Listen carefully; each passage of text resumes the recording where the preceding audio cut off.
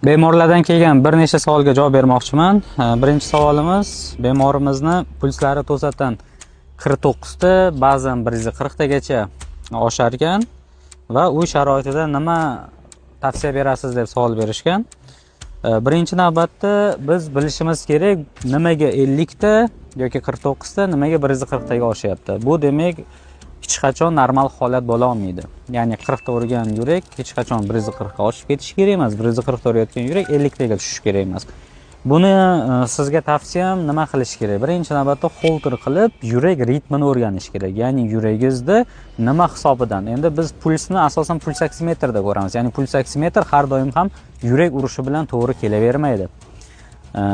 Ba'zan yurak hali qonga to'lmasdan qisqargan payti tomirlarda tebranish paydo bo'lmaydi-da, shuni hisobidan demak puls oksimetr bizda pulsni yozmaydi.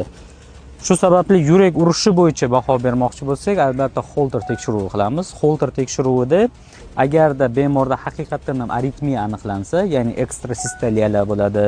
Bu bo'lishi mumkin yakka yoki ko'plab gruppovoy ekstrasistoliyalar bo'lgan payti puls oksimetr 50 ta yurak urayotgan bemorda to'satdan 140 ko'rsatishi mumkin.